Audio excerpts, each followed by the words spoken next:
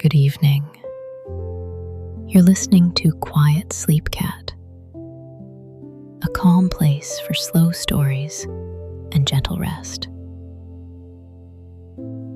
You don't need to focus. Just relax and let the night carry you.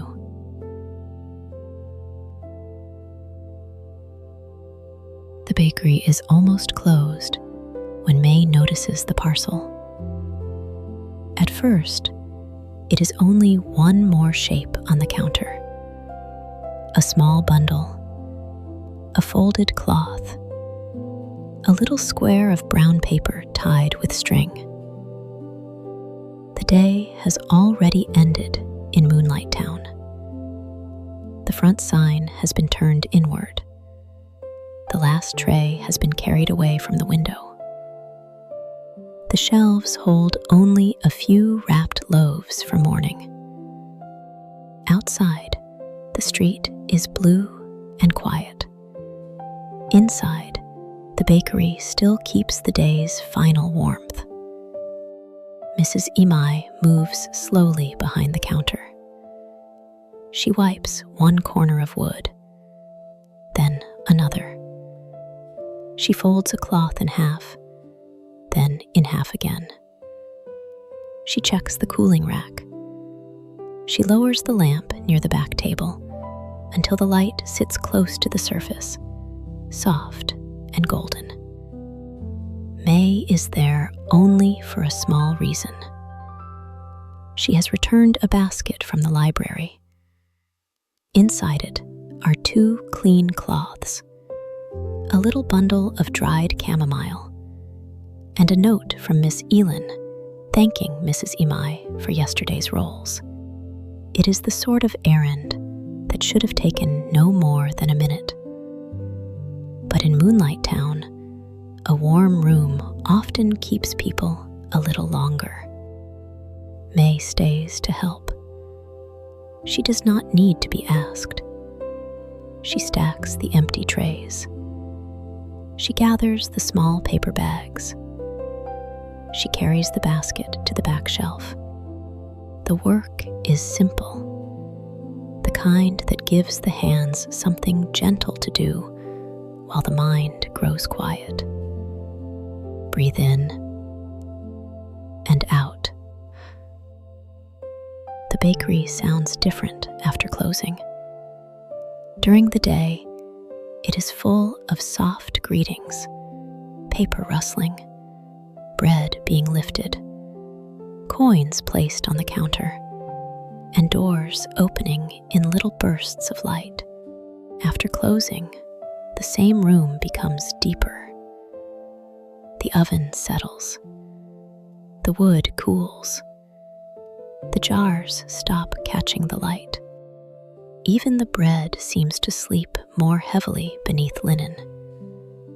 May likes this hour, not because it is empty, because it is not empty at all. It holds all the small traces of the day without asking them to continue.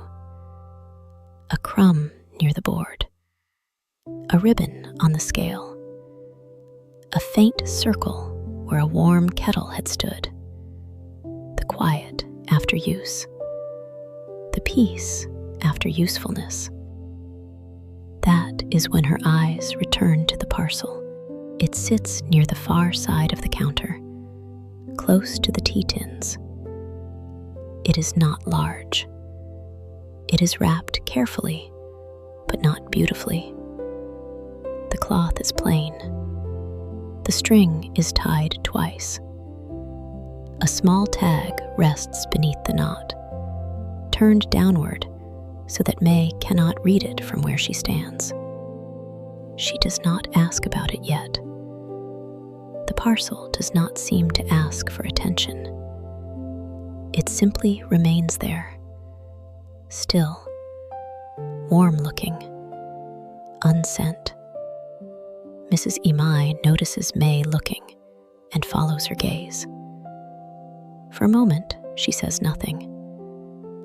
Then her hand slows on the folded cloth. "Oh," she says softly. That one. May looks at her. The bakery grows quiet in a slightly different way.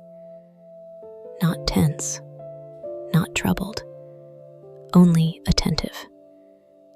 As if the night has opened a little space around that small bundle on the counter. For a while, the parcel simply rests on the counter. Mrs. Imai does not lift it at once. May does not reach toward it. The lamp remains low. The string lies still. The folded tag stays half hidden beneath the knot. It was meant to go out earlier, Mrs. Imai says at last. Her voice is quiet, not worried, only a little regretful. The post office had its last round before supper. Then the rain mist came in, and the clerk was delayed at the hill lane. May listens. Outside, a cart rolls far away and then becomes silence. It can still go tomorrow, Mrs. Imai continues. It is not urgent in the usual sense. May looks again at the small bundle. In the usual sense, she repeats softly. Mrs. Imai smiles a little, but her eyes remain on the parcel. That is sometimes the difficult part. She finally lifts it with both hands and sets it closer to the lamp. The cloth is warm from the counter, or perhaps from whatever rests inside. It gives off a faint scent of bread, honey, ginger, and paper. Not strong, only close. The sort of scent a person notices when standing very near something made with care. Mrs. Imai loosens one edge of the outer cloth, just enough to check that the knot has held. May sees a small wrapped loaf, a tiny jar sealed with waxed paper, a folded note tucked flat against the side. Nothing grand, nothing rare, only food, warmth, and a few words meant for someone at the far end of town. The jar is honey ginger tea, Mrs. Imai says. Strong enough for a cold evening, gentle enough not to wake anyone too much. And the bread? Milk bread, soft crust, easy to eat when someone is tired. May nods. It is exactly the sort of thing Mrs. Imai would prepare without making it sound important. A loaf for hunger, tea for warmth, a note for the part of a person that cannot be fed by bread alone. Breath in and out. Who is it for? May asks. Not with curiosity that pushes, only with the soft care the parcel has already asked from the room. Mrs. Imai turns the tag gently. The small house beyond Lantern Alley, she says, near the old cedar steps. May knows the place. Not well, but enough. It stands at the far end of town, where the stone path narrows and the houses sit farther apart. At night, it is not a frightening road, only a longer one, a quieter one. The person there came home today, Mrs. Imai says, after a long time away. She does not say more. And because she does not say more, the parcel seems to become more tender, not more mysterious. May understands the difference. Some stories should not be pulled open just because a package is present. A homecoming can belong to the person who comes home. The town may know only enough to be kind. The parcel remains on the counter. Tomorrow is possible. Morning is possible. But tonight still holds a little warmth in the cloth. That fact begins to matter. Then May notices the small line written on the folded tag. Mrs. Imai has turned it only slightly, just enough for the words to face the lamp. The handwriting is neat. The ink has dried fully. The line is short. For the first quiet night after coming home, May reads it once, then again. The bakery seems to settle more deeply around the words. Not because they are dramatic, because they are simple enough to leave room for many feelings. The first quiet night after coming home. The phrase carries no demand, no explanation, no story told in full. Only the image of a room waiting for someone who has been away. A familiar room, perhaps, or a changed one. A room that might feel too large before sleep. A room where every object knows the person and still needs time to feel close again. May looks toward the dark bakery window. Outside, Moonlight Town is almost entirely folded into evening. A few lamps remain. A few windows glow low. The street does not hurry anyone now. It is the hour when returning can feel both comforting and strange. Mrs. Imai smooths the cloth edge with one finger. The note was given with the parcel, she says. I did not write it. May nods. She had not assumed she did. Do you know who did? Mrs. Imai shakes her head gently. Only enough to know it should be kept with care. That answer suits the room. Moonlight Town often works with only enough knowledge. Enough to leave a lamp. Enough to keep bread warm. Enough to carry something a little farther than required. Breath in and out. May does not ask for the note to be opened. She does not ask who has come home, or where from, or why tonight is the first quiet night. The tag already tells enough. The rest can remain folded. But the words change the parcel. A moment ago, it was something left on a counter. Now it feels like something paused between two kinds of time. The time of the bakery, where it was prepared, and the time of the house beyond Lantern Alley, where it was meant to arrive. May thinks of a person entering a room after a long absence, taking off a coat, touching the back of a chair, finding the kettle, hearing the house answer with silence. Not cold silence, only space. The kind of space that asks the heart to catch up with the body. A small loaf and a jar of tea will not change everything. They are not meant to. But they can sit on a table.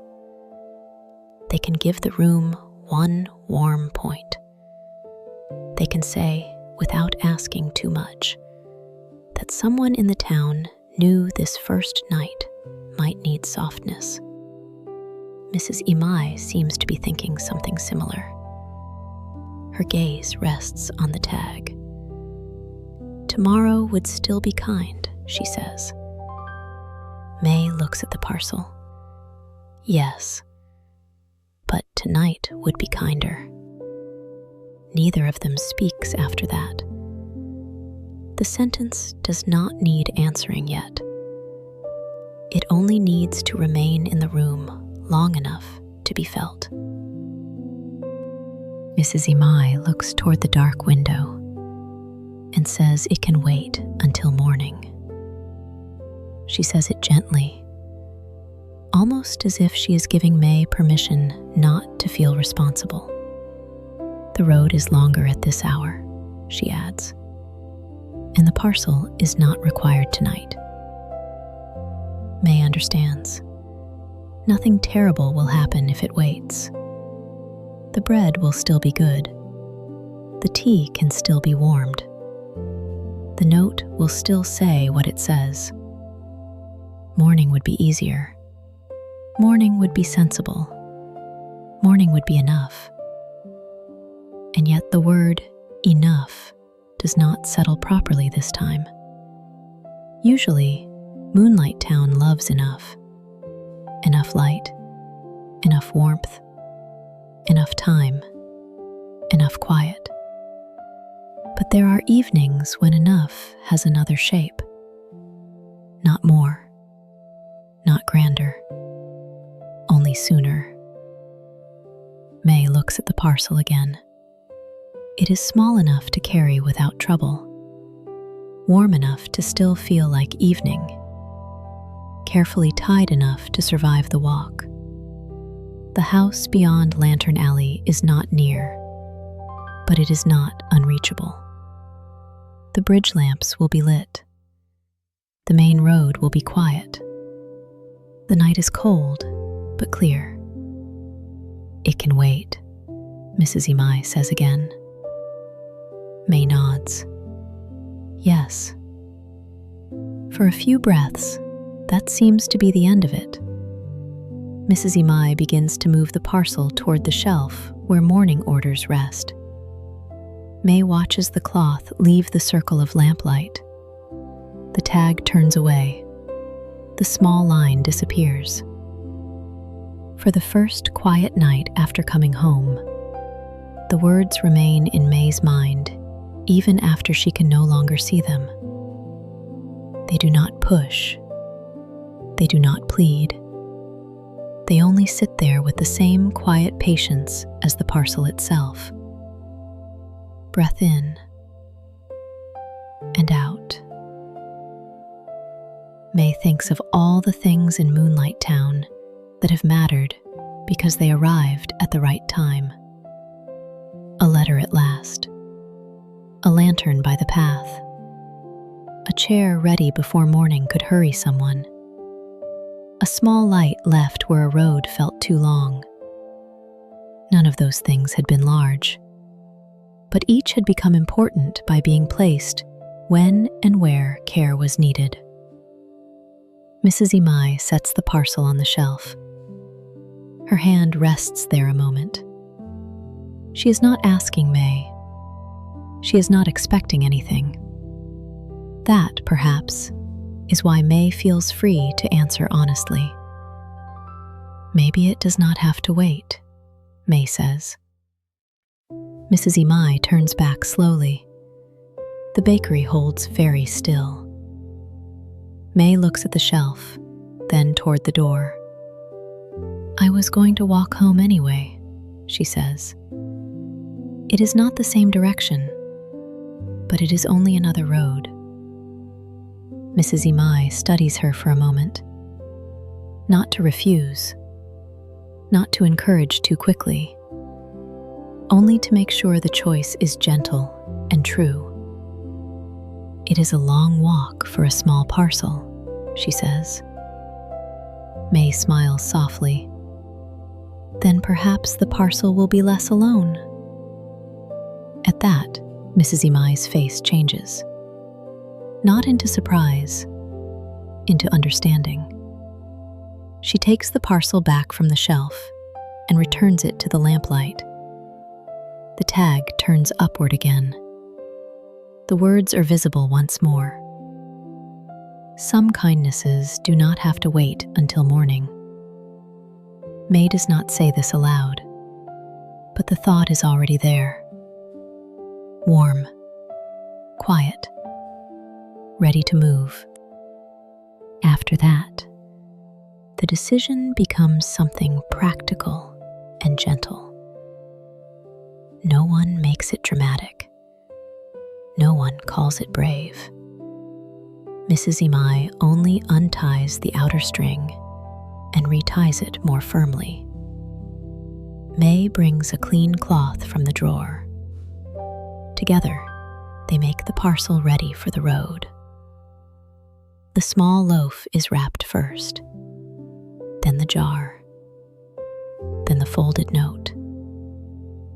The cloth goes around them all, soft but snug. Mrs. Imai adds another layer at the bottom so the glass will not knock against the bread. She tucks the tag beneath the top string, where it will not catch on May's sleeve. May watches the care of each movement. It feels almost like preparing a person for sleep. Make this secure. Keep that warm. Leave nothing loose enough to trouble the journey. Small care before small travel. Mrs. Imai takes a narrow hand lamp from the shelf near the back door. It is not bright. Only a little enclosed flame behind cloudy glass. The bridge will be lit, she says, and the road past the post office should be clear. But take this for the lane beyond Lantern Alley. May accepts it with both hands. The metal is cool. The glass holds a faint warmth. The lamp is not needed yet, but it is comforting to feel its weight. The small house beyond Lantern Alley, May repeats, near the old cedar steps. Mrs. Imai nods. Follow the main road past the bridge. Do not take the narrow wall path tonight if it is damp.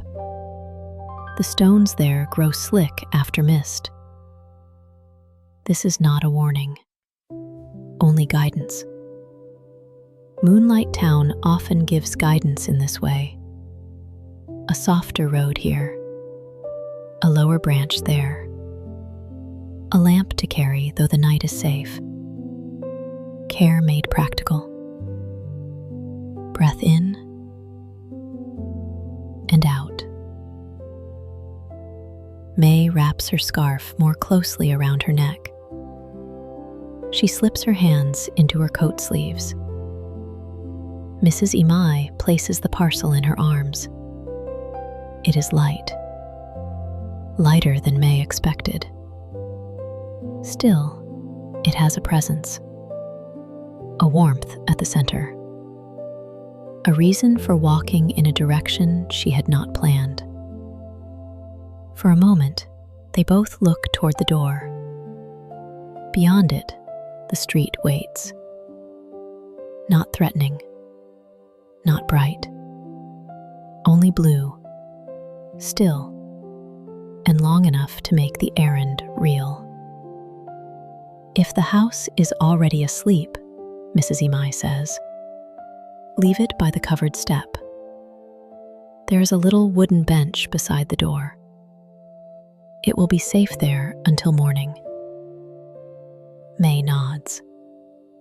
And if someone answers, then give it gently. That is all the instruction required. Give it gently. The phrase seems to complete the preparation. Mrs. Imai lowers the front lamp a little more, then lifts it again when May moves toward the door. The bakery brightens around her for one final moment. Counter, shelves, folded cloths, warm jars, the quiet room from which the small journey begins. May feels the difference clearly now. Care is no longer resting on the counter. it has been wrapped, lifted, trusted to hands. Soon it will leave the room. At last, May steps outside with the parcel held carefully in both hands. The bakery door closes behind her with a soft, wooden click. For a moment, the warmth remains around her shoulders. Then the night takes its place, cool and clear. The street is almost empty. A low lamp glows near the bakery window. Farther down, the post office corner rests in shadow. Beyond that, the bridge lantern waits with its patient gold. The road is not loud. It is not dramatic. It only opens itself, stone by stone, toward the far end of town. May adjusts the parcel against her coat. The cloth is still warm. The hand lamp hangs from one finger, unlit for now. She can feel the string beneath her palm. She can feel the small jar's roundness through the layers. It is a simple bundle: bread, tea, a note. And yet, it changes the way she stands on the street. She is no longer merely going home. She is carrying a rival. The thought comes quietly. It does not make her hurry. If anything, it makes her move more carefully. A parcel meant for someone's first quiet night after coming home should not be jostled. It should travel as gently as possible. Breath in and out. May takes the first few steps. The bakery light falls behind her. The street ahead deepens into blue. She passes the window, then the low wall, then the place where the scent of bread begins to fade. In its place comes the cooler smell of stone, leaves, and the stream near the bridge. She thinks again of the tag. For the first quiet night after coming home. She does not know the full story. She does not need to know it. The walk is not hers because she knows everything. It is hers because she knows enough to carry something kindly. Behind her, Mrs. Imai remains at the door for a little while. May does not turn at first. She knows the baker is there by the shape of the light on the stones. Then the door closes fully. The bakery becomes a warm square behind glass. The road becomes the only thing ahead. May reaches the beginning of the bridge and pauses. Water moves below. The lantern gives its familiar glow. The parcel rests warmly in her arms. On another night, she might have gone straight home from here. Tonight, she turns toward the road that will eventually lead beyond Lantern Alley. The errand is small. The night is wide. Both facts are true. Moonlight Town often makes room for such things. A small task inside a large quiet. A warm bundle inside cold air.